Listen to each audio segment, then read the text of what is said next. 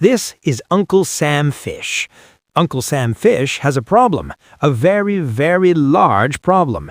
A problem so large that if you stacked it in dollar bills, it would reach the moon and back, twice, and then some.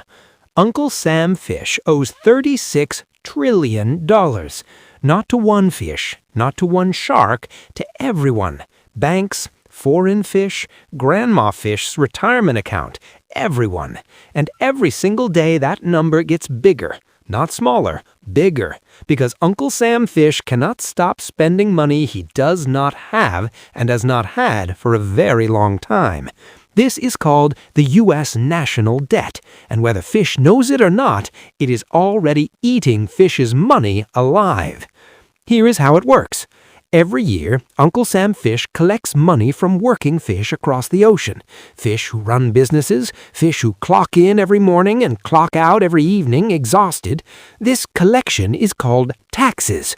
Uncle Sam Fish is supposed to take this money and use it to run the ocean, build roads, fund schools, pay for things that keep the whole ocean functioning. But Uncle Sam Fish always spends more than he collects, every year without fail, every single administration. This gap between what comes in and what goes out is called a deficit, and to fill the gap, Uncle Sam Fish does what any fish with bad financial discipline does: he borrows. He borrows and promises to pay it back later, but later never comes, so he borrows again. So who is actually lending Uncle Sam Fish all this money? Some lenders are fish right here in the ocean.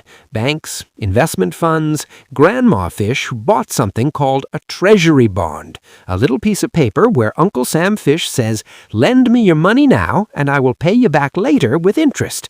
Grandma Fish agreed because she trusted Uncle Sam Fish. Most fish did. But it does not stop there. A massive chunk of this debt is owed to foreign fish entirely. Panda fish across the Pacific, European fish across the Atlantic, they lent billions because for decades the ocean trusted that Uncle Sam Fish always pays back. Panda fish alone used to hold over $1 trillion in American debt. $1 trillion. That is not a typo. Now here's where it gets uncomfortable. Borrowing money is not always bad. Sometimes fish needs to borrow to build something great, a bridge, a hospital, a future. But borrowing too much for too long comes with a cost. That cost is called interest. And Uncle Sam Fish now spends more money every single year just paying interest on the debt than he spends on the entire ocean military. Not touching the actual debt, just the interest, the bill for the bill. It is a snowball rolling downhill, growing heavier, growing faster, and nobody is stopping it. But wait, there's another fish in this story, the Federal Reserve fish. The Fed fish is a strange creature, not fully government, not fully independent, somewhere in between and very powerful. When Uncle Sam Fish runs out of room to borrow, the Fed fish buys up the debt and creates new money digitally. Just like that, new money from nothing. Some fish say this stabilizes the ocean.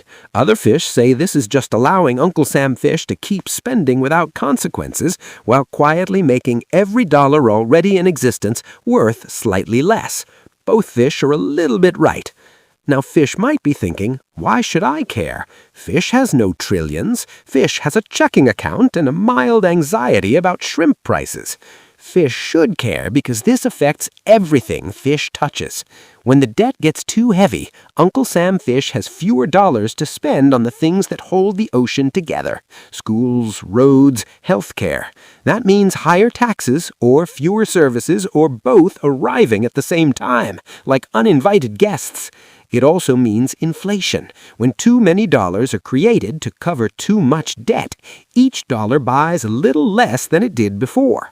That shrimp sandwich that cost $8 last year now costs $11. Fish's salary did not move, the price did. That is debt becoming inflation, becoming Fish's problem without Fish signing anything.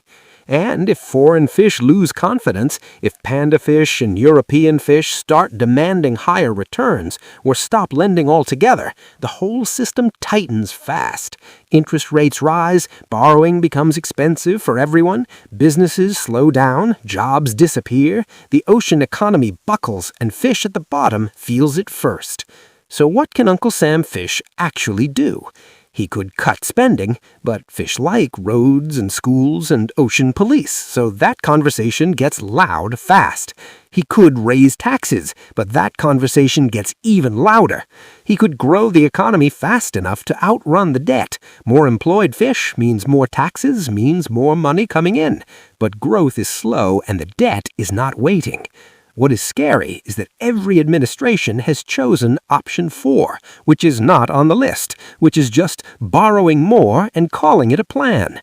The $36 trillion does not disappear. It does not get forgiven. It does not evaporate politely. Eventually, the ocean will have to make very hard choices, where the debt will make those choices for it. And the fish who will feel it most are not the ones who created it. So the next time Fish hears that Uncle Sam Fish raised the debt ceiling again, which is exactly what it sounds like, Fish simply giving himself permission to borrow more, just remember that $8 shrimp sandwich. It'll be $12 next year. And now Fish knows exactly why.